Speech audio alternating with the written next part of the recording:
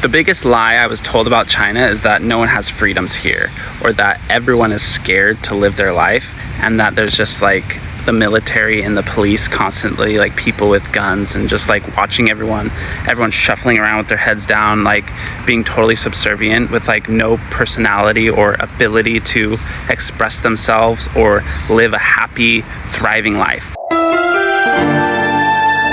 And I think for a lot of Americans and Westerners, like this is the image we have of China before you come here and see what it's like. I was asked if I am free to come and go wherever I please. Yes, you are free to travel around China as much as you want.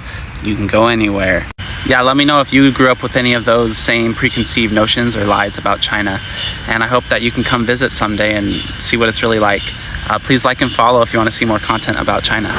I'm so glad to see so many Americans traveling to China lately and discovering the truth for themselves. And nobody does debunking better than someone who had once believed in lies, because they can tell what they believed and what they had seen, and which makes it amazing. I've also shared videos on freedom right here, but I've also noticed something particular about this freedom that we are talking about. So freedom exists on the other side. Let me explain that. Americans who had gone to China believe that freedom is in China, and also Chinese in China could also think that freedom exists in America. Let's have a freedom talk right here. Again. America is the only country in the world where you can openly protest against the government and nothing will happen to you. People often talk about China with this one broad stroke of restricted freedoms, which is true in some ways, but when you live there, you'll actually notice that there's a lot of things that are almost too free. There are things that you can get away with in China that you wouldn't be able to get away with here in the West. Think through this logically. China is a bigger country than the United States of America with 1.4 billion people, with 5 times the population of the United States. And look at how much trouble the US is having controlling their citizens. That problem is even more exacerbated in China. The government then prioritizes their attention on a few regions in China. They invest a lot of it into the 4 tier 1 cities, Beijing, Shanghai, Guangzhou, Shenzhen, because these are the cities that are projected to the outside world. Notice that the rules actually vary quite a bit from one region to another. So if you look at Beijing, for instance, you're no longer allowed to have street food because the president thinks that it makes the city look dirty. But then if you go to a province like Henan, then street food is everywhere. They're known for street food. Along with geography, the government also has to prioritize which issues that they want to focus on, because it's impossible for them to enforce everything. And so their main focus right now is on politics. They want to make sure that there's no mass dissent coming from the citizens, or else they're screwed. Basically, Chinese governance distills down to they care a lot about very particular things, but then they almost don't care enough about everything else. So as long as you don't get political, you're going to be fine. When I visited my relatives recently in Dongbei, China, one tradition that we have is to visit the graves of our past relatives to pay our respects. And my relatives are all buried together in a field somewhere. My mom, I was like, oh, I didn't know that our family owned this plot of land. And she was like, we don't own this plot of land. And I was like, oh, so then who owns this plot of land? And she's like, nobody. And I was like, oh, so we just randomly picked a field to bury all our relatives in. Like, what if someone ends up buying this land? And she was like, who's gonna want this land? And I'm like, I don't know, British people? Or like when I was in Zhengzhou, which is like your average city in China, something that's very popular there is for the restaurants to expand their tables out onto the streets. And so on the streets, you'll see it scattered with tables and stools everywhere. I asked my cousin, like, do these restaurants then need a permit to be expanding their tables outside? And are there like restrictions on how many tables you can have? And he's like, no, why would you need a permit? And I was like, so these restaurants can just like expand to however much they want. And he's like, yeah, why not? As long as you can serve them. But like, you're blocking the roads. He's like, yeah, so? America is the only country in the world where you can openly protest against the government and nothing will happen to you. You generally can criticize the US government and get away with it. But if you criticize Israel's government, you will be kidnapped by armed men in the streets and thrown into jail without due process. Funny how that works.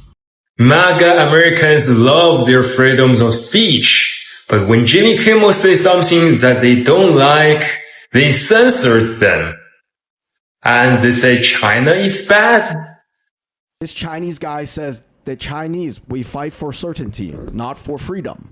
I tend to agree with it. I feel like Chinese people value safety. That's like number one. And they're more willing to work their way and just put their head down and I guess suffer. That might be a strong word to say, but based on my experience growing up in a Singaporean-based curriculum, it's almost true. I mean, it's true. Any sort of Chinese-based culture, even if it's not China itself, is very they want the stability. Right. The stability might be boring, but you cannot deny the results. Right. Obviously, America, a very chaotic place. You could make a lot of money, but your kids could get shot up at school, and all the teachers are like learning terrorist protocols. I was just in Ranch 99. It's a grocery shop like Whole Food, Trader Joe. So anyway, I was in checking out all my stuff, bought a lot of stuff, like $200-300. And then I was asked to check my ID for alcohol. I never buy alcohol, because that's why I haven't been checked for 20 years, because I never need to buy alcohol. I especially wouldn't buy in Ranch 99 because I buy rice there. I buy soy sauce there. I buy lao gamma there. I will not buy alcohol in Ranch 99, right? So it turns out it's the cooking wine. It's the cooking rice wine. We wouldn't call it wine. It's just soy sauce with a little bit, maybe alcohol. But you have to check your age. And you don't need... That's so ridiculous, okay? Who's gonna drink cooking wine? You can't have one sip. So, whatever alcohol limit for driving in California is, nobody can drink that amount of cooking wine to get to that level. Because the taste, that's why it's used as a sauce. You put just a little bit to your dishes. A cooking wine bottle can last you whole months, even if you cook every day. So nobody's daily consumption of a cooking wine can exceed the legal alcohol limit. And that's just fact. But anyway, it has to check. Okay, don't get me started. I'm not saying which is better, but in China, there's no drinking limit, no age limit. Kids can go to shop to buy wine. Anybody can buy beer. They can even drink beer. But because it's not a problem. Family are supposed to regulate your kids' drinking habit, not by law. Okay, you can have law that underage kids cannot buy beer, but if they really drink beer, who can prevent them? Family is a better place to prevent them. It's not the law. I mean, I don't mind being checked, but it's ridiculous to check cooking wine for alcohol for a 50-year-old. Hey, so thanks so much for this comment, and I believe you're a Chinese person giving this firsthand. So here in China, alcohol, you can not only open carry it, you can buy it at any age, you can drink it at any restaurant, you can bring your own alcohol to any restaurant, and they can't deny you. So that's all government policy over the whole country, and it makes it really nice and inexpensive to hang out, have large parties, and include alcohol. With that said, nobody's really abusing it here, which is so interesting to me, right? You would think people were just walking down the street with their IPAs, and that's not what you see at all. So I even texted my wife the other night. I was like, are you sure that you're allowed to do this? Because I don't see anyone doing it. And she just basically said, nobody here wants to just drink without eating, and they really don't want to just drink alone. So unless you have unless you got like your 3 dishes, if you're holding your food in one hand and drinking in the other hand, it'd be pretty rare to see a Chinese person just chugging a beer walking down the sidewalk. But you're absolutely allowed to do that if that's what you want to do. Same at parks and things like that. You can carry your alcohol anywhere you want. It's not a huge public safety threat to have an adult walking around with alcoholic beverage. With that said, with drugs, zero tolerance. So like he said, if you have 50 grams, you're going to start immediate criminal, whatever you want to call it. Probably go to jail. You'd be in jail for a long time, or rehab, or something along those lines. But they're very serious about drugs, and that includes, you guys know, the green one. So don't even come to China if your plan is to do any type of drugs. It will not end well for you. So hopefully this was helpful, guys, and it shows you a side of China you wouldn't otherwise see or hear. Cheers. Let's talk about the concept of freedom, because Western world loves talking about freedom. We have free speech. Everyone can express himself as he wants to. People should have equal rights. And I truly believe that Western world is doing a good job in this matter. But what about safety? Because getting out of your house just for a walk at night, it's also a part of your freedom. Taking a train without fear of being stabbed, it's also freedom. And for some reason, we don't have luxury. In Western world, we are embracing mental illness. It's absolutely okay that some psycho is walking around. That's absolutely fine. You should tolerate him. That's not about freedom. It's a restriction. It's a restriction of safety. And for some reason, nobody is talking about it. Why? Why? We deserve our freedom. When we are talking about women, why, as a woman, you cannot just get out of your house at night? Why? It's not interesting. China has the world's most intensive surveillance system. But does more cameras really mean more safety? Let me show you guys how many cameras I found in my neighborhood I live in.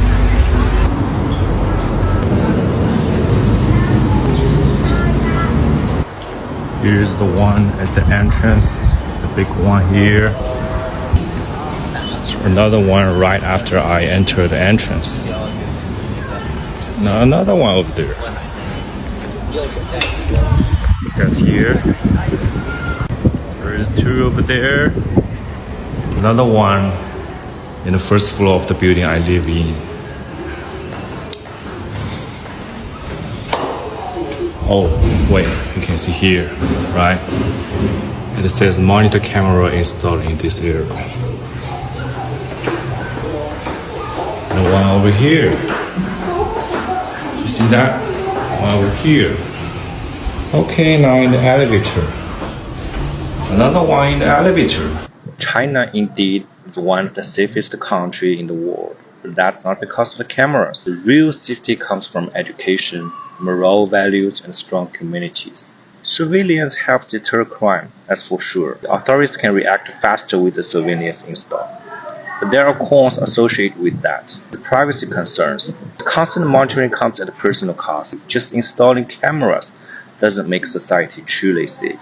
The problem is that China still has a huge gap in population education, especially in rural areas. Villages and less developed regions, they don't have the same level of education or awareness. That takes generations of learning and cultural development. Because you can't just fix it with the surveillance alone. I'm Yang, a Chinese founder and CEO. Follow me for more insights on realities of China's development and society. Hey guys, so I just quit my job, and to celebrate my newfound freedom, I just decided to treat myself to a 24-hour luxury escape at the W Hotel. So let's go exploring this iconic spot together. As always, take a guess, how much do you think this costs? First impression, this lobby looks like a chic nightclub. It gives off that hotel, that party's vibe. Headed up to the 28th floor. Oh wow, the elevator hall looks so cool. Okay, here's the room. It's designed with a sleek and modern touch. It's not particularly my style, but they're really thoughtful. Look what they graded me on the bed. It's so cute. At night, I took a long soak in the tub and then crawled into bed and binge watched Demon Slayer. My everyday breakfast usually just a bowl and a cup of soybean milk. So starting the day with this kind of face just tastes different. 吃完早餐去游泳喽。这个泳池还蛮漂亮的。Every time I stay at a hotel like this, I just feel my energy slowly recharge. Sometimes we just need to press pause and escape from work and social demands and give to ourselves a little retreat. So that was it about this compilation. I think I should reframe this question. What makes you feel free? What's your freedom like? What do you experience in life that tells you that this is freedom for me? I think for a Gen Z, quitting her job and going on a hotel, like moving around, is freedom. For a millennial, I don't know what it could mean, but for someone like me who had to flee from war in my country, I have limited freedom in the country where I am, but I would want to live in my country, but I don't find the kind of freedom I would want to have in my country. Though where I live, I have limited access to things, but I find it better because I'm safe here. But in my country, I would be more free without freedom. Like I would be more, free without peace, without safety. And that's what makes me stay where I am. Like I stay in Kenya because in my country, there's war. And anyway, what makes you feel free? For this Gen Z, I don't know. Quitting her job is freedom. Maybe she has no child to feed. She can go back to her parent house at any time, and that's freedom for her. So what makes you free? How would you define freedom for yourself? If you think America's a bad place, just remember, try living in China and complain about the government. Oh, wait, you can't. God bless free Wi-Fi and the First Amendment.